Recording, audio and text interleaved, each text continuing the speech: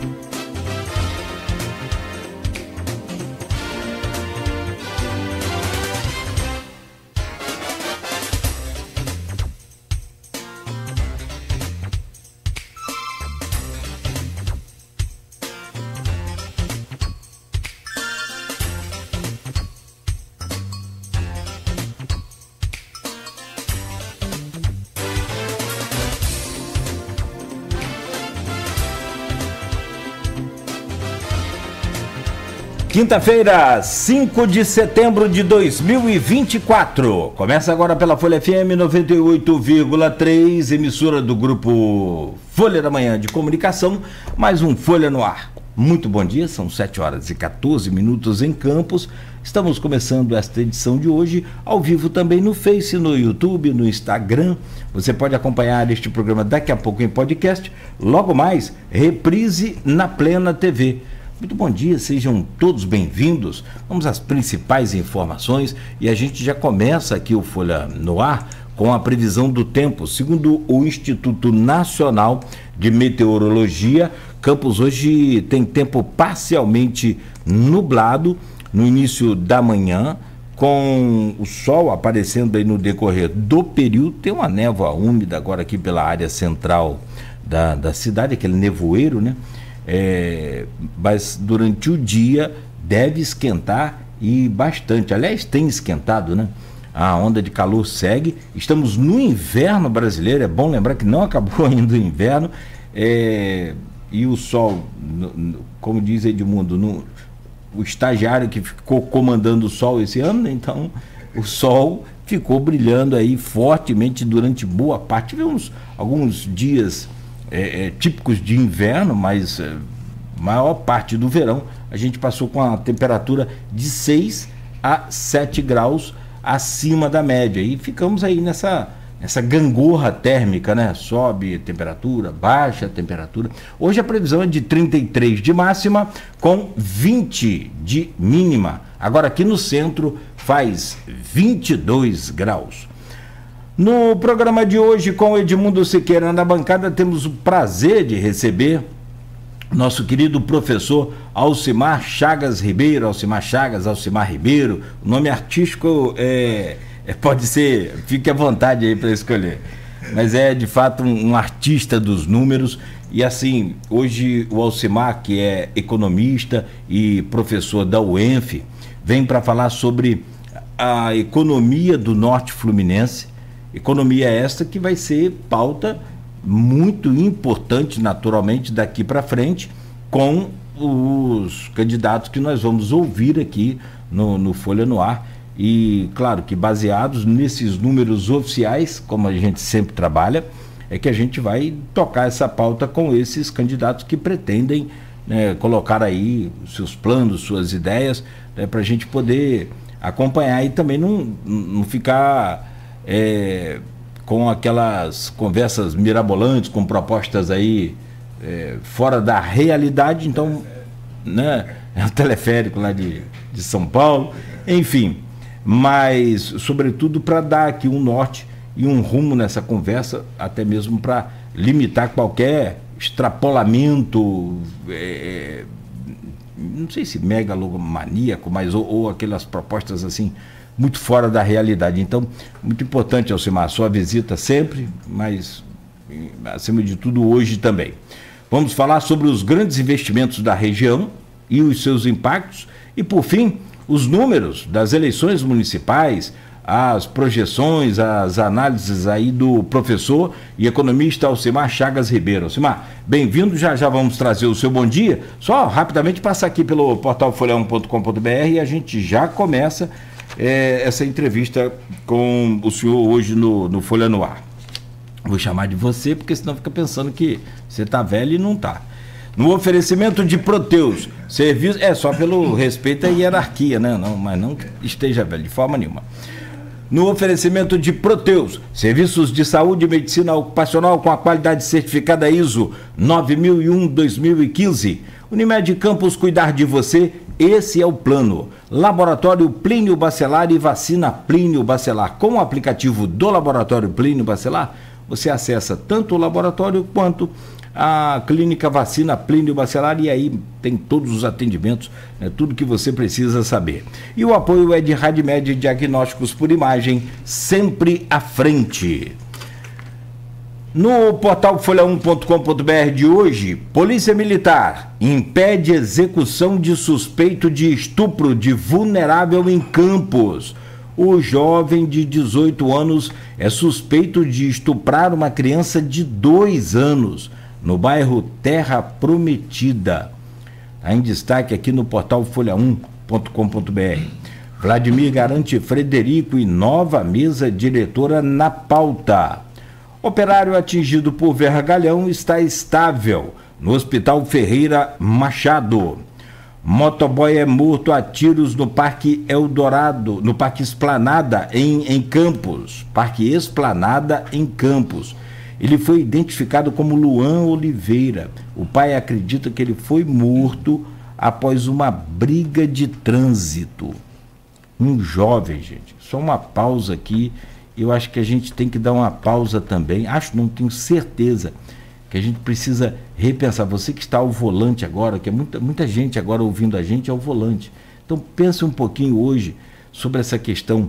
É um jovem que foi morto e, segundo o pai, por uma briga de trânsito. Ele teria se desentendido com o motorista, parece que quebrou o retrovisor. São todas informações extraoficiais, a gente não tem nenhuma informação da polícia, mas a gente está acompanhando o caso e que serve para chamar a nossa atenção nesse momento, exatamente para a gente dar um tempo e rever. É muita gente ao celular e dirigindo, e não é o celular mais só falando, que agora que me parece que só falando já não é tão complicado. O que já era complicado, agora a gente está ao celular e ao volante ao mesmo tempo, digitando. Nós não somos super-homens, nem mulheres maravilhas, não temos esse poder, não. Então, dê uma repensada hoje, vai com calma, dá uma seguradinha, deixa a pessoa passar, quem quiser ir, vai, deixa passar. Não existe disputa de velocidade ou de vaga, então vai todo mundo chegar onde quer chegar, se houver direção defensiva, mas, sobretudo, educação e respeito no trânsito. Um jovem morreu, e se foi realmente por conta de briga no trânsito, a gente precisa imediatamente repensar tudo isso. Uma outra questão é a impunidade. Está na hora de a Guarda Civil também tomar uma postura e começar a punir para organizar esse trânsito. Morre no Hospital Ferreira Machado mulher baleada na Baixada Campista. Câmara aprova projeto que estende contrato de mediadores. Falha em sistema compromete serviços da Prefeitura de Campos. Restauração, né, só ocorrerá na semana que vem. Aluna da rede municipal lança seu primeiro livro no Museu Histórico. MPE pede indeferimento da candidatura de Fabrício Lírio. Não foi respeitada a decisão do PSOL de não lançar candidaturas majoritárias. Isso é aquela federação, né, dos partidos. O que foi combinado para presidente tem que ser respeitado e cumprido para prefeito. Uma regra bem complicada essa, muito complicada. E seguramente não deve ser repetida para a próxima eleição. Está aqui também e não estou fazendo juízo de valor de campanha de candidatura de ninguém, só comentando sobre a regra. Mas o MPE já pediu, né, o Ministério Público Eleitoral. Brasil ultrapassa a marca de 50 medalhas nas Paralimpíadas e ainda comércio de campos poderá funcionar no dia 7 de setembro. Bom, me alonguei aqui, perdão pelos comentários, mas acho que a questão da violência no trânsito é um momento muito, muito chave, muito oportuno, por conta de ter muita gente ao volante nesse momento. Então, a gente faz essa campanha aqui para que a gente dirija com mais atenção, com respeito, sobretudo, e com educação. Professor Alcimar Chagas, que prazer recebê-lo aqui neste programa, mais prazer ainda, porque o senhor chegou um pouco mais cedo, a gente pôde botar aqui um pouco da conversa em dia, colocar essa conversa em dia. Bom dia, bem-vindo, muito obrigado pela presença. Bom dia, Cláudio, Edmundo, Beto, a todos, né, que estão participando. É um prazer muito grande, né? Sempre uma alegria voltar e conversar com vocês, né? Prazer grande, bom dia a todos. Alegria mesmo, de verdade, é aquela sombra lá em Atafona, com aquelas fotos... Fazenda urbana. Sim, com aquelas fotos, gente, para quem não segue o Alcimar, eu segui, ele vai lá, posta uma foto com um cajuzinho fresquinho, colhido ali no pé, e da fazenda urbana dele, e com aquela cachaçinha, né? Alegria isso. Mas vamos trabalhar, porque também, para a gente poder ter esses momentos aí também alegres. Edmundo Siqueira, bom dia, bem-vindo aí a essa bancada, sempre bom contar com você. Bom dia Nogueira, bom dia Beto, bom dia Alcimar, nosso convidado aí para a gente conversar sobre um assunto que deve ser, como Nogueira falou, a pauta, né, sempre da eleição, porque influencia tanto o nosso sistema de vida, né, na economia, enfim, não precisa nem dizer que é essencial para que a gente construa nossa vivência, nossa cidade, né? Vivemos um regime assim e acho que é o melhor que criamos até agora, né? Democracia liberal, né? Que é essa coisa de trazer a iniciativa das pessoas, né? Das empresas, enfim, a liberdade de poder agir, né? Dentro de um sistema econômico, financeiro e democrático. É sempre bom ouvir a academia, né? Sempre bom alguém que está debruçado sobre os dados, trazer dados reais. E muitas vezes que não são o que não são os mesmos divulgados, né, por alguns. É bom sempre ter essa questão. Nogueira trouxe a questão do trânsito, né? É essencial realmente, e mobilidade urbana, né, será também, eu acho que um dos temas principais dessa eleição, porque a cidade carece muito, né? A gente vai falar um pouco sobre geração de emprego. É essencial você ter uma rede de transporte público funcionando para você ter emprego também na ponta, né? A pessoa chegar no trabalho, né? Básico, né? E mobilidade urbana, trânsito, para quem é mais aqui da pedra, que a gente chama, né? O trânsito, as ciclofaixas e tudo isso faz parte da mobilidade. Infelizmente não temos uma sociedade que use meios alternativos de transporte, não temos condições também em Campos, né? Como bicicletas e tudo isso. Mas deveria ter na cidade plana, né? Mas enfim, é um dos temas que são essenciais para a gente discutir. Mas eu queria começar, Alcimar, perguntando a você, também chamar de você também, pela amizade, claro, pela amizade, enfim, começava a perguntar a você pelo núcleo de pesquisa econômica do Estado do Rio de Janeiro, no PERJ. Você faz parte, enfim, você é um dos organizadores, e como é que ele começou, como é que é a atividade dele, como é que ele se constitui, o que ele faz?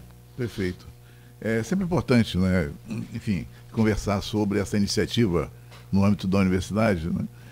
O NUPERJ, na verdade, surge por essa carência de dados, indicadores do Rio de Janeiro, análise, né, mais aprofundada. O Rio de Janeiro é muito fraco nisso ainda, essa é a verdade. Quando você olha para Minas Gerais, para o Centro-Oeste, para São Paulo, estamos muito atrás realmente, entendeu? Então, quer dizer, antes do NUPERJ eu já desenvolvi algumas atividades nesse sentido, né, em blogs, etc. Até que construímos o NUPERJ, né, lá na universidade, que é o Núcleo de Pesquisa Econômica do Rio de Janeiro, né? E, naturalmente a gente tem uma estrutura muito pequena, né? Quer dizer, eu tenho que me desdobrar e buscar bolsistas, enfim, não tem recursos financeiros. Aliás, consegui aprovar um projeto na FAPERJ, né, de R$70 mil para comprar equipamentos, enfim, temos equipamento, espaço físico lá, né? Mas o NUPERJ começou a construir um banco de dados, nós temos, né? Mas precisávamos também estar presente, próximo, né, da nossa realidade, né? Esse é um grande objetivo. E aí a gente desenvolve, além das publicações científicas, que poucas pessoas têm acesso, né? É bem complicado esse negócio. Desenvolvemos também alguns trabalhos, né, no âmbito jornalístico, né? Não tão eficiente como os jornalistas, né? Mas, de qualquer maneira, reunimos dados, discussões, que são importantes, né? E, por último, nós criamos um índice, né, que é o índice de dinâmica econômica. Eu acho que esse índice ele tem um papel importantíssimo, sabe? Porque, na verdade, nós temos conhecimento de outros índices, aí, diversos índices, né? Muitos voltados para o desenvolvimento econômico. Mas você ter um índice de desenvolvimento econômico é algo muito complexo, sabe? Você mistura indicadores sociais com econômicos, e no Brasil, e no Rio de Janeiro e no Brasil, nós temos alguma dificuldade em relação à estatística, viu? Muito diferente de outros países. A gente não tem indicadores que favoreçam, na verdade, né, a gente chegar a índices tão mais evoluídos, né? Então fugimos dessa ideia do desenvolvimento e passamos a focar na dinâmica econômica. Até porque, para você pensar em desenvolvimento, você tem que conhecer a sua dinâmica interna, né? Esse índice, então, ele combina o que eu identifiquei como variáveis, né, que têm uma relação mais direta com as regiões, com os municípios. Aí nós temos movimentação bancária, por exemplo, depósito, crédito, etc. Temos, por exemplo, o investimento público, temos o ICMS, né? E a questão da não vulnerabilidade. Quer dizer, a vulnerabilidade representa aquele grupo, né, que é dependente de incentivos, tal, benefícios sociais. Então, o nosso foco é no diferencial, né, naquele grupo não vulnerável, para combinar um índice, né, e mostra, na verdade, hierarquicamente, quem tem maior capacidade de fixar localmente a riqueza gerada. Essa que é a ideia. Então, tem resultados aí que muitas vezes a gente fica meio preocupado. Mas por que é isso, né? E aí a gente tem explicações para tudo isso. Então, o índice, na verdade, o núcleo, né, tem esse direcionamento, né, está em evolução. Eu acho que pode contribuir bastante para a nossa região e para o Estado. Parabéns pelo trabalho. Obrigado. Você recebeu o boletim? Sim, eu recebo sempre. Tem um boletim que a gente prepara mensalmente desde 2019, todo mês, né? Lançamos ontem, o dia de agosto. Eu recebi ontem. Exatamente. Isso vira uma série histórica. Exatamente. Como referência. Exatamente. A parte de jornalismo econômico, né? Isso é essencial para justamente. O jornalismo tem muito isso. Aliás, é o tipo de jornalismo que eu acho que eu atuo melhor e que eu gosto, que é a divulgação científica, né? Sim. Que é você chama jornalismo de fundo, né? Que é jornalismo ouvindo a academia, pegando os dados, né? Divulgando trabalhos científicos, né? Eu acho que é essencial para a gente compreender a sociedade, que é um dos papéis do jornalismo, né? Perfeito. Talvez o principal. Você trouxe, falando sobre esse boletim, você trouxe um crescimento econômico aqui industrial do Estado. Teve crescimento. A gente aqui em Campos, na região, começou lá com, não preciso dizer, você conhece bem, mas começou com produção pecuária, né? Sim. Corte e tal. Isso foi mudando para cana, aquele ciclo do açúcar e usinas e tal. E isso veio, isso não deixa de ser um crescimento industrial, mas de um tempo da falência das usinas, né, por diversos fatores, a gente recebeu um plus de dinheiro que veio do petróleo. A academia chama pode me corrigir o termo, mas maldição, acho, maldição da abundância, né? Uma coisa assim. É verdade. Maldição dos recursos, uma coisa assim. Que é essa ideia, né? Você tem muito recurso e você não cresce o que você precisa. Recursos naturais. Igual você receber uma herança muito grande, você ser um playboy, né? Enfim, trazendo para Maricá já participou da escola de samba e agora já tem time de futebol. Olha! Então, assim, é a maldição de você ser agraciado, né? Porque talvez seja isso. A gente foi agraciado com a questão de clima, né? De terras e tal, de usinas, de babá, e depois veio a questão do petróleo, depois e agora a portuária, enfim. Parece que a região é muito abençoada, mas por outro lado recebe pouco investimento público e Sim. pouco interesse da iniciativa privada, eu acho, no que interessa. Mas na questão de crescimento industrial, talvez os dados, aí eu queria ouvir você, seja em relação à Baixada do Rio, a parte industrial ali, que deve ter um crescimento, mas Campos, né, e região, pouco, pelo menos, porque a gente percebe, pouco de movimentação industrial, muito pouco. E aí eu queria ouvir você em duas questões. Primeiro, se é isso, se Campos e região tem pouco realmente, e se essa questão de indústria, embora a gente esteja mudando bastante o mundo, né? Indústrias tecnológicas, hoje as grandes empresas são todas de tecnologia, não são mais montadoras, não são mais bancos, né? Não são mais... trabalham com cérebros, né? Não só com manufatura, indústria. Mas é uma região nossa que carece e são os empregos mais bem remunerados, os empregos melhores, né? Queria ver você a perspectiva dessa questão de industrialização aqui na região. Perfeito. Na verdade, a gente tem a indústria de transformação, né? Bens duráveis, consumo, etc. E tem a extrativa. Não é? A gente observa que a indústria extrativa, ela que normalmente tem um papel importante, não é? No crescimento industrial do Rio de Janeiro. Não é? E porque na indústria de transformação tem alguns segmentos ligados também ao petróleo, tá certo? Então eu diria que o crescimento industrial está associado efetivamente à atividade petrolífera, né? Agora, quando a gente fala do petróleo, né, que você até colocou anteriormente, também a gente precisa observar o seguinte: os números muitas vezes enganam a gente, né? A cadeia do petróleo, estamos falando da indústria petrolífera, né? Do petróleo, ela 70%, em torno de 70% desta cadeia está fora do Rio de Janeiro ou fora do país, não é? Então é muito pouco que fica aqui. Então a riqueza até é gerada, tá certo, em função do petróleo. A riqueza é gerada, mas nós temos muita dificuldade em fixar regionalmente no estado, né, uma proporção razoável dessa riqueza. Então, você gera riqueza, mas acaba não se apropriando dessa riqueza como um todo, né? Então, o Rio de Janeiro tem essa contradição, né? O Rio de Janeiro hoje ainda é o maior produtor de petróleo do país, né? Aí muita gente pode imaginar, não, mas não é São Paulo pelo pré-sal. Sim, mas o Rio de Janeiro, na verdade, né, tem o pós-sal, que é a Bacia de Campos, mas participa também do pré-sal. Maricá, por exemplo, é Rio de Janeiro.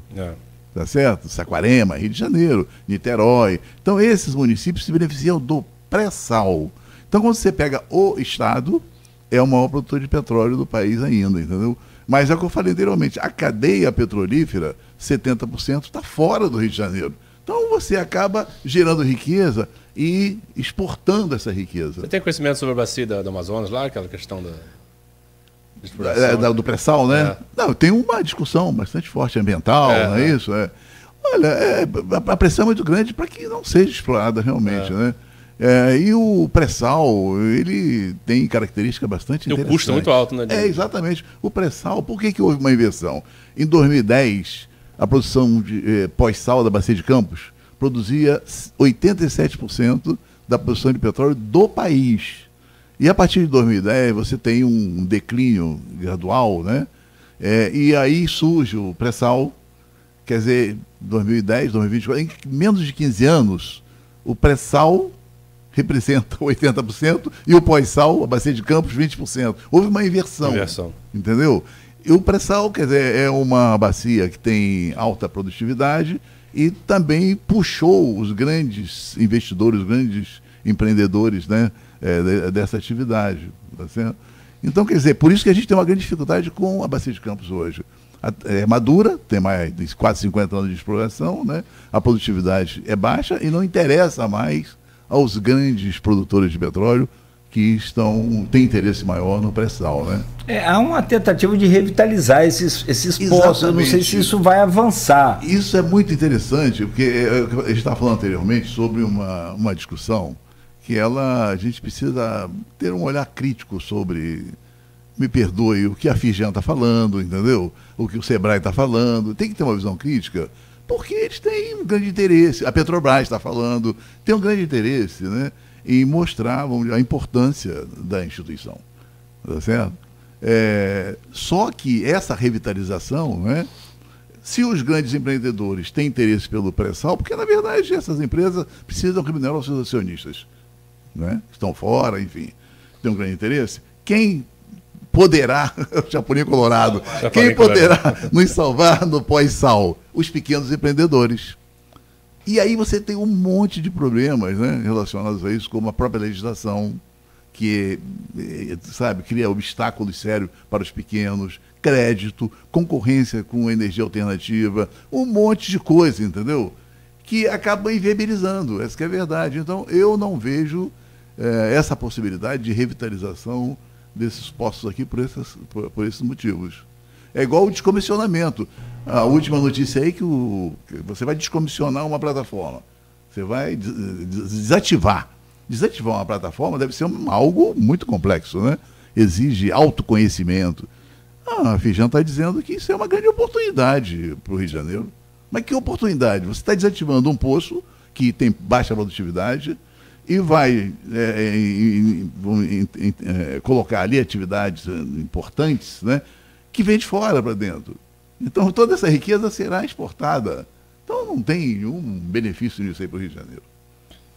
Alcimar, eu citei Maricá, porque a gente acompanha as notícias de Maricá e torce para que não seja igual, mas assim, me parece muito que essa maldição, né, que vocês citaram aqui, alguns pontos que chegam até a gente passando por aquele momento, sim, já vivemos isso aí. Sim. Tivemos 2 times de futebol patrocinados pela prefeitura, tivemos escola de samba patrocinada pela prefeitura, é uma fartura. E Maricá está passando por isso tudo. Maricá tem escola de samba hoje. O Beto falou aqui agora há pouco que o time de futebol de Maricá já subiu para a primeira divisão? Sim, sim. Subiu para a primeira divisão do estado? Exatamente. Quer dizer, o americano está aí lutando, e o Goitacás, coitado, praticamente indo a leilão a todo dia, todo instante. Quer dizer, me parece muito, né? Rapaz, olha, eu tô... uma realidade que nós vivemos e eu estou observando que as pessoas estão com a memória muito curta, sabe? Eu, por enquanto, não tenho Alzheimer, eu acho que não, né? Então eu lembro bem,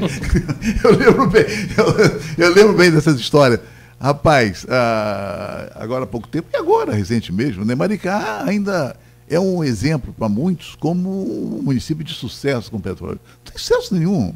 Porque, na verdade, é preciso você pensar o longo prazo, rapaz. Esse benefício, ele tem que ser visto na esfera geracional, quer dizer, tanto é que esses recursos, né, eles deveriam ser implementados, utilizados, né, em investimentos, né, para preparar a cidade para as futuras gerações, essa que é a verdade. Mas não, nós usamos esses recursos em custeio. Quer dizer, matamos as próximas gerações, acabamos com os recursos. Olha o que aconteceu com a bacia de Campos. Quer dizer, esses municípios arrecadaram muito dinheiro, muito dinheiro. Hoje, eles têm um problema seríssimo, um problema fiscal importante, não tem dinheiro para investir, o custeio é muito elevado, os serviços são péssimos, de maneira generalizada, essa que é a verdade. Essa coisa do fundo soberano, você, como é que você vê essa questão? Porque não fizemos, né? Alguns lugares foram feitos. Você acha que é a bala de prata? Eu acho que também não resolve, né? Aliás, o Fundo Soberano do Rio de Janeiro agora gerou uma briga muito grande agora há poucos dias, né? Poucos meses, semanas talvez, né? Parece que liberaram uma parcela lá para alguns municípios, enfim, para custeio, na verdade, não tem investimento nesse negócio. E tem muitas questões que precisam ser discutidas aí, né? Quer dizer, você tem essa passagem de mudança de governo, né? Os governantes, eu acho que não estão dispostos a deixar nenhum dinheiro para o próximo que virá depois dele, né? Não é isso mesmo? Parece que isso é uma prática, né? E também essa ideia do investimento e custeio. É preciso ficar bem claro o que é investimento e custeio, né? Para muitos, gasto em custeio é investimento, não é como canso de ouvir, não, educação é investimento, não é custeio. Depende do que você trata, né, na educação, não é? quer dizer, simplesmente você contratar empresas para assessorar na gestão da educação, comprar computadores que não funcionam. Eu não sei se realmente isso aí é um investimento importante para a educação. Entendeu? Tem um ouvinte aqui, o Carlos Augusto Souto Alencar, falando aqui, eu vou fazer a pergunta dele. Bom dia, confrade, professor Alcimar Ribeiro. Meu amigo, grande amigo. Nossa imagem boa, meu amigo também. O petróleo já está sendo, ainda que lentamente, substituído como principal fonte de energia no mundo. O comércio está sendo abalado pela concorrência de marcas chinesas através do comércio pela internet. Qual o futuro possível para se salvar a economia do Norte Fluminense? É a pergunta de 10 milhões de dólares. Epa, grande abraço para o meu amigo, Carlos Augusto. Rapaz, olha, é um grande problema realmente, né? Quer dizer, nós não aproveitamos essa oportunidade do petróleo. Eu imagino que não, porque, conforme eu falei anteriormente, essa bacia hoje está madura, né? Se ela está madura, dificilmente vai atrair, enfim, interessados, né?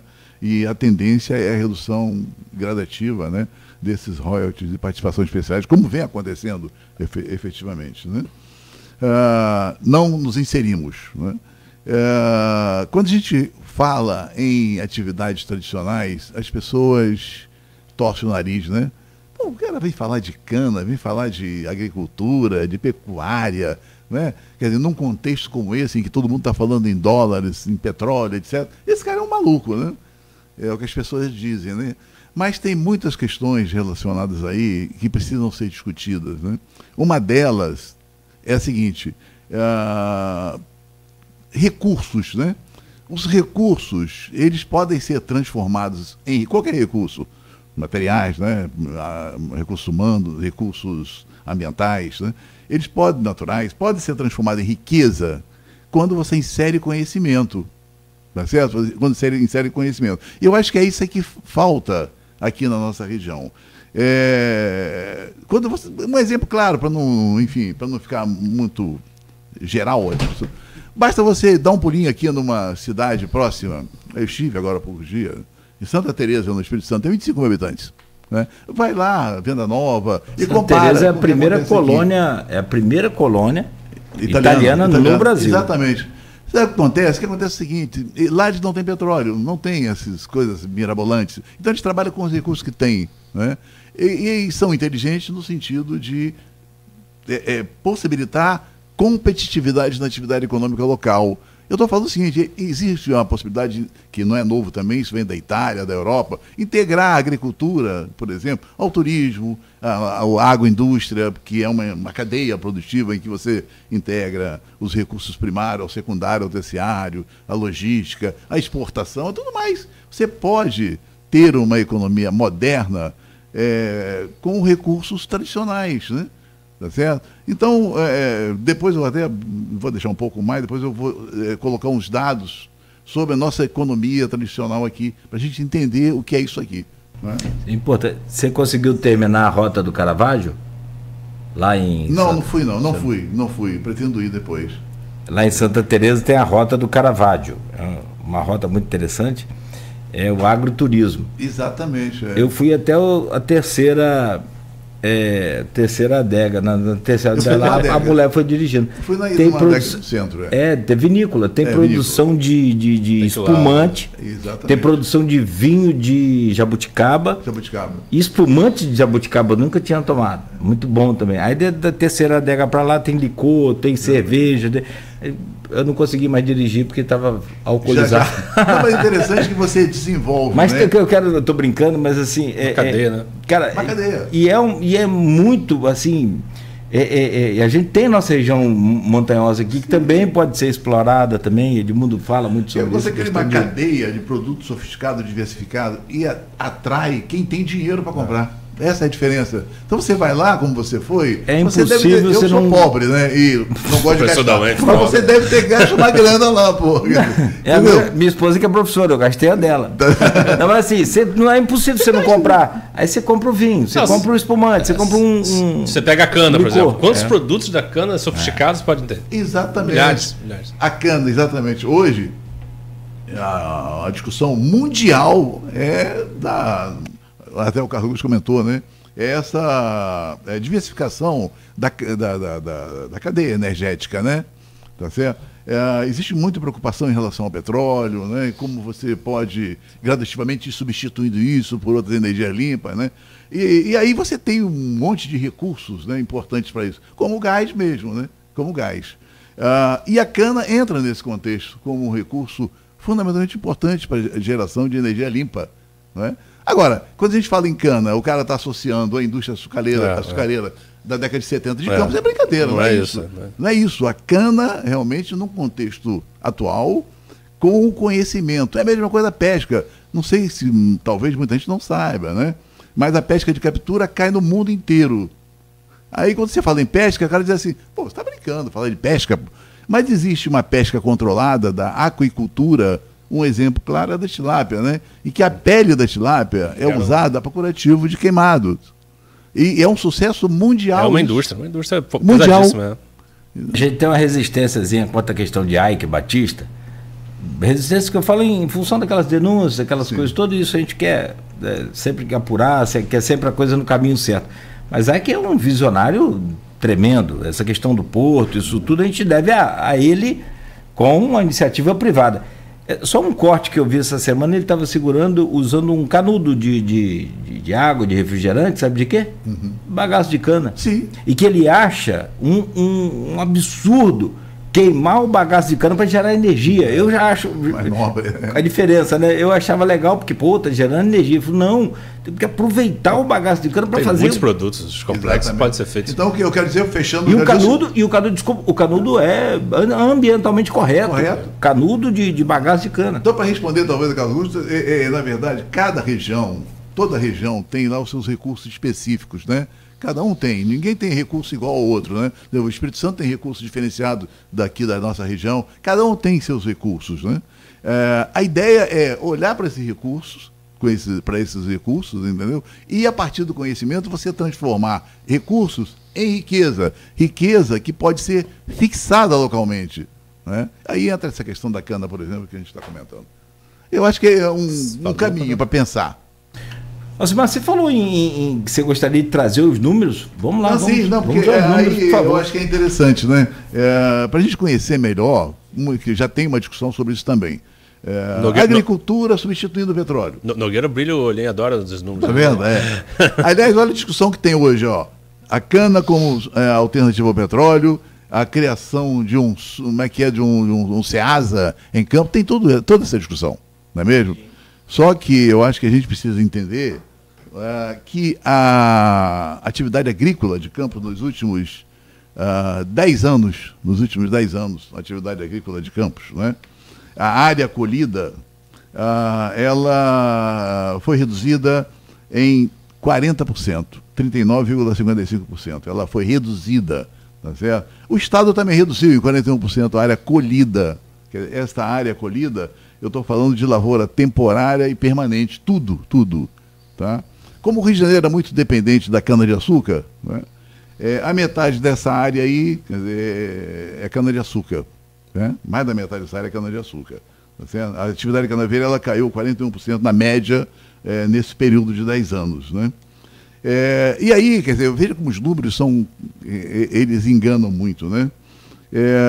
Mas a produtividade da agricultura aumentou de uma maneira bem forte. Quer dizer, a produtividade em valor. O valor obtido por hectare, né? Ele aumentou bastante. E você olha, por exemplo, quem se destaca na produtividade agrícola em 2022, que foi o último dado do IBGE, quem se destaca é Campos. É São João da Barra. Né? É São João da Barra que se destaca, com uma produtividade de 44 mil por hectare. Pra você ter uma ideia, Campos teve uma produtividade por hectare de R$7.000. Tá certo? R$7.000. São João da Barra, 44 mil? 44 mil. São Francisco, R$11.000. Quer dizer, maior do que Campos a produtividade. Né? Mas é fácil de entender isso. Né? Por que isso acontece, na verdade? Isso é estatística, né? Matemática. Você reduziu drasticamente a área, tá certo? Reduziu drasticamente a área. Você tem... até reduziu um pouco a diversidade também, né? Tá certo? que algumas culturas desapareceram e tal, mas você manteve receita do abacaxi, da mandioca, né? Então, quando você divide isso, naturalmente a produtividade aumenta substancialmente, tá certo?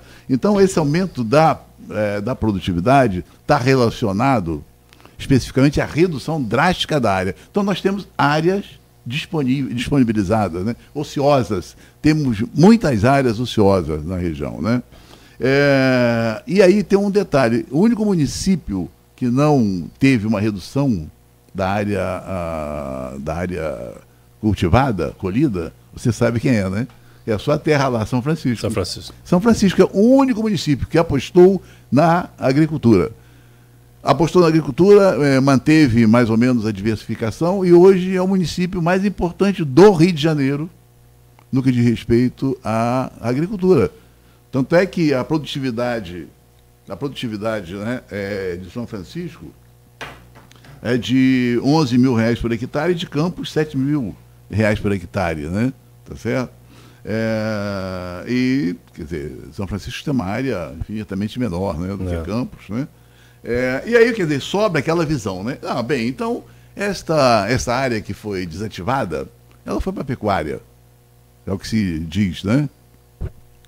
Bem, alguma coisa pode ter ido, mas, de fato, eu insisto que nós temos uma área ainda ociosa, porque a pecuária, ela cresceu somente 11% na região norte fluminense.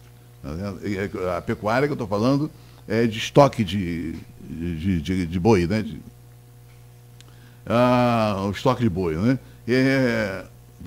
Então, aumentou somente 11%, menor do que o crescimento do Rio de Janeiro, do estado do Rio de Janeiro, né? Então, quer dizer, a pecuária não ocupou toda a área que foi desativada. Você tem o crescimento do estado do Rio de pecuária? Tem sim. Se não tiver foi fácil. Maior do que o Rio de Janeiro. Aqui foi menor o crescimento. Aqui, pessoal, vamos ajeitar aqui esse valor aqui. A produção, acho que não está aqui, mas a produção no Rio cresceu mais no Rio de Janeiro. Depois traz. Aqui. No estado, a região cresceu 11% e no Rio de Janeiro cresceu 23%, quase 24%. Mais que o dobro. Mais do que o dobro, entendeu? Então, na verdade, a área que nós desativamos não foi para a pecuária. Esse é o primeiro ponto. Tá certo? E o aumento da produtividade não foi porque nós injetamos tecnologia, não foi nada disso. Na verdade, a diminuição de área produtiva. Diminuiu a área e manteve a produção de alguns produtos, então naturalmente a produtividade cresceu, né? São João da Barra, por exemplo, o abacaxi. Quer dizer, você eliminou a cana-de-açúcar. Observe que São João da Barra eliminou 98% da área cultivada com cana-de-açúcar. Eliminou 98% da área cultivada com cana-de-açúcar. Permaneceu com abacaxi e mandioca. Então, quer dizer, o preço melhorou, o preço dessas culturas melhorou, de frutas, abacaxi, coco, né? Melhorou bem. E não ficaram ociosas. Exatamente, então aumentou a produtividade. E quem manteve a cana-de-açúcar, como Campos e São Francisco, né? Também se beneficiaram de um crescimento muito importante da cana-de-açúcar. A cana-de-açúcar, o preço da cana-de-açúcar, o preço médio, cresceu 60% em termos reais, acima da inflação, nesses 10 anos. Tá certo? E aí nós temos hoje até um grande problema, essa que é a verdade. Existe uma carência hoje de cana-de-açúcar, né? Existe uma carência de cana-de-açúcar, as usinas, tem 2 usinas funcionando, né, hoje, trabalha com ociosidade de 50% aproximadamente. Aliás, se me permite, desculpa interrompê-lo, claro. Tem uma terceira que só não foi inaugurada também, que é a Paraíso. Já está equipada, já está com tudo de última geração. O doutor Gel Coutinho confirmou isso para a gente agora recente. Sim. Só porque não tem cana. Não tem cana, exatamente. E você fala da cana, o cara torce o nariz. Mas, na verdade, é preciso pensar, né? Também outro detalhe, né? Ou se aproxima da academia para discutir, não é prepotência não, entendeu? Não é prepotência, mas é uma realidade. Não dá para você fazer nada sem conhecimento. Você, quando tem dor de dente, tem que ir no dentista, não pode ir no açougueiro. Quando você tem uma dor no estômago, tem que ir no médico, não tem que ir no sapateiro. Pô. Então, quer dizer, isso aí é uma coisa óbvia, entendeu? Por que eu falo de se aproximar da academia? Porque é preciso deixar claro o seguinte, que uma área de 15 hectares, que é uma média talvez correspondente a 70% das propriedades daqui da região, não é isso mesmo, Edmundo? Se estiver errado, você me pode me corrigir. Você que é o... Não, então, você com 15, 20 hectares, você não pode plantar cana. Claro que não, para ser competitivo. Aliás, você não pode plantar muita coisa, né? Nem soja, nem nada disso. Para ser competitivo. Estou falando plantar para ser competitivo, porque eu planto no meu quintal caju, mas eu não sou competitivo, né? Então, a gente está tratando aí de uma questão chamada nova organização produtiva, tá certo? Essa nova organização produtiva precisa ser considerada. Com tecnologia você consegue diminuir a área, né? Quanto mais tecnologia você introduz, menor necessidade de área você tem, mas tem áreas, cultivos que não tem jeito. Não dá. Aliás, vocês presenciaram aqui uma liderança do setor que falou claramente aqui que trouxe uma máquina de São Paulo para colher, se não me engano, cana. Sim, chegou aqui e se deparou com o seguinte: a máquina não podia operar naquelas terras. Sem título? Porque peraí, isso é básico. Isso é básico, né? Quer dizer, eu vou trazer uma máquina que não tem a mínima possibilidade de operar na área que eu tenho aqui. Então, o que acontece? Aí é a ideia da nova organização produtiva, que é uma coisa que vem da década de 60, 70 na Europa. Quando se fala em distritos industriais, que aqui também muita gente imagina que o distrito industrial é a Codim, é um espaço onde você coloca água, luz, asfalto, enfim. Não é isso. O distrito industrial não é isso. Nós estamos falando de uma condição relacional no território, ou seja, é a produção coletiva que também não é a cooperativa, porque esse termo cooperativo eu nem gosto de falar porque é traumático, né? Isso nunca funcionou e nem funciona. Acho que cooperativa não é bom? Não, mas é que eu estou falando, a cooperativa que nós conhecemos não funciona. Aqui não é. Entendeu? Mas porque a gente tem outros exemplos de cooperativismo legal aí pelo Brasil afora. Tem, exatamente. Mas quando eu falo do conhecimento, é porque no contexto desse trabalho cooperativo tem a ideia do capital social, que é esta capacidade de agregar, de partilhar, de evoluir junto, da governança, do comprometimento, da responsabilidade dos atores, entendeu?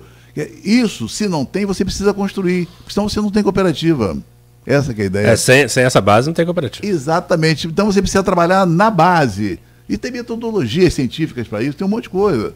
Por isso que eu falo da aproximação com o conhecimento, porque sem o conhecimento, eles vão falar tudo que querem falar, e não, quer dizer, você dificilmente terá êxito, como nessa construção, 25 milhões, se não me engano, que tem aí para construir um distribuidor de alimentos. Você vai distribuir o quê? Ceasa, né? Exatamente, quer dizer, falta uma visão sistêmica, porque para você distribuir algo, você precisa ter o algo. Né? Se você aquela não coisa tem... de construir o telhado antes de construir por aí, a parede. É por aí. Vou construir o telhado que é muito bonito, sem a base. Então você precisa ter oferta. Sem oferta, meu amigo, você não vai para lugar nenhum. Posso fazer a saideira desse bloco de mundo? Eu também queria fazer, então, mas qualquer coisa a gente... Não, pode fazer. Qualquer coisa eu faço na próxima. Não. Então eu faço uma, você deixa o gancho e a gente faz um intervalo para... Com base nesses números dos últimos 10 anos de campus, professor Alcimar, se a gente continuar nesse ritmo, é possível projetar os próximos 10 anos? Olha, eu já falei isso claramente. As nossas usinas vão implodir, primeiro, que é a atividade mais importante de Campos hoje, é a atividade relacionada ao setor sucrocoleiro. Por quê? Porque ela funciona como uma cadeia. Ela tem a atividade primária da agricultura, tem o processamento do álcool e do açúcar, tem a logística e distribuição, tem outros serviços, tem pequenas empresas que operam aí nessa cadeia. Pode observar, quando essa cadeia começa a funcionar, ela tem um impacto importante na economia de Campos. Só que ela é muito curta. Esse período é muito curto, de 3 meses, por aí, 4 meses. Depois acabou tudo, entendeu? Então, quer dizer, do jeito que a cana vai se valorizando pressionada por essa demanda, daqui a pouco eles não terão capacidade de pagar a matéria-prima. E vai implodir. Não tenha dúvida, entendeu? E sem essa cadeia, você não tem mais nada. Você não tem nada. Você tem uma atividade de serviços de baixo poder tecnológico e baixo rendimento, né?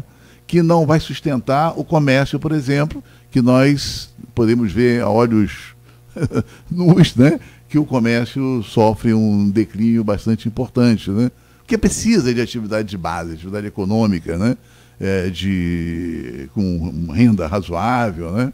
E com sustentabilidade, não é uma coisa sazonal como a cana-de-açúcar está hoje, entendeu? Então é preciso repensar essas questões todas. Não é uma crítica A, B, C, D, mas é uma realidade, né? A gente precisa entender isso. Sem entender, a gente não vai conseguir evoluir.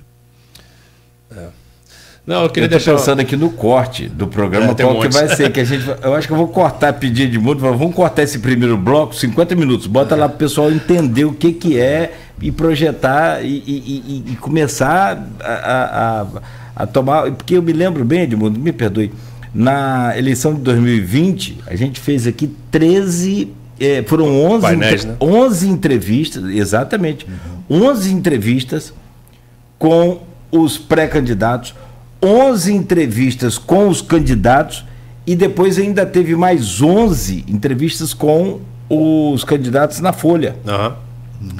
E o Aloysio fez um trabalho muito bacana, que foi ouvir vocês, especialistas, a sociedade civil organizada e também os sindicatos, enfim, todo mundo foi ouvido e me parecia muito comum, foi muito comum.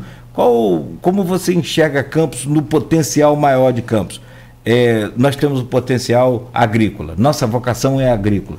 Aí você me traz esses números aí. E se me permite, todos falaram que a parceria com a universidade é essencial. Sim. Todos falaram. Quem procura parceria? Existe uma situação bem complicada aqui, realmente, sabe? Parece que, por mais que no discurso apareça a universidade, mas na prática não aparece, né? Quer dizer, mas há também um pouco olha, a meia-culpa da universidade. Também. Quer dizer, na verdade, eu acho que é preciso trabalhar bem isso, sabe? Mas é preciso ter boa vontade. Como, por exemplo, no meu caso, que a universidade, eu sou um profissional da universidade, tem diversos, né? Dezenas, centenas, né? Eu acho que tem que ter boa vontade e tem que ter um foco na coisa, quer dizer, no meu caso, o foco é esse. Por mais que eu também tenha interesse na publicação, eu publico e tal, ontem eu estava até conversando com o pessoal, a gente tem algumas decisões a tomar. Pegar tudo isso, fazer um artigo para mandar para uma revista internacional ou massificar realmente em torno da nossa região, do nosso território, de maneira que a gente tenha maior visibilidade e possa dar uma contribuição melhor. Porque esse artigo internacional ninguém vai ler, ninguém vai saber o que está ali, entendeu? Agora essas nossas discussões, elas vão ter um papel importante aqui. Então o meu foco é esse. Eu tem que ter boa vontade de ambos os lados, sim, entendeu? Eu queria deixar para o próximo bloco uma questão que eu acho que é essencial para a gente discutir também sobre tudo isso, que é a geração de emprego, que é a questão do emprego. Campos, aí depois do próximo bloco o especialista vai me corrigir que eu posso estar errado nessa coisa do jornalismo generalista, né? E busca dados enfim, você busca dados reais, mas a universidade tem a capacidade de ver a realidade com mais propriedade, né? Mais atual. Eu estou usando dados do IBGE, né? Que também são confiáveis, claro. Campos, vou trazer números aproximados para deixar para a sua análise depois. Campos tem 490 mil pessoas, aproximadamente, 483, alguns falam em mais, mil pessoas, desses 105 mil estão ocupados. Ou seja, não é nem metade. Bem menos da metade.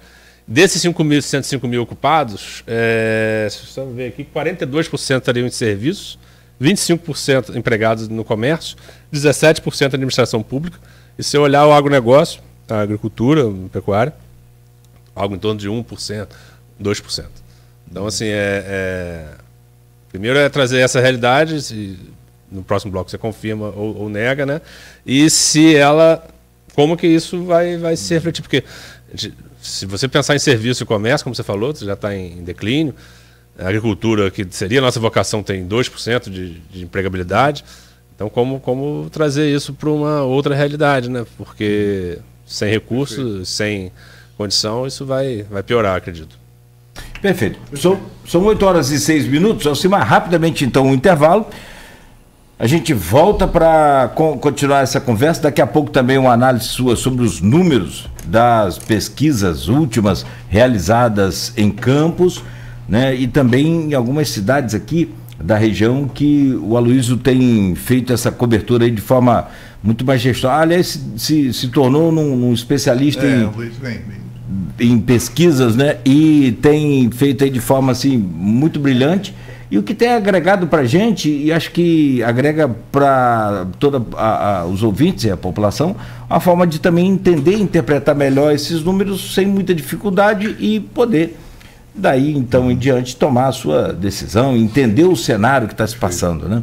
São 8h07, a gente faz uma pausa rápida aqui no Folha no Ar e na sequência a gente volta com o Alcimar Chagas Ribeiro e com o Edmundo Siqueira no oferecimento de Proteus, Unimed Campos, Laboratório Plínio Bacelar, Vacina Plínio Bacelar e o apoio de Radmed. Plano Essencial Unimed Campos. Cuidado e assistência médica de qualidade em toda a rede